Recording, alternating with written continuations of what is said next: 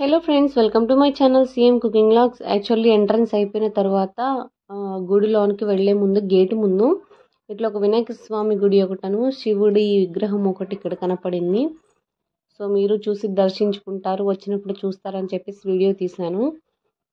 So చూడండి, శివుడు కూడా ఎంత చక్కగా అలంకరించారో.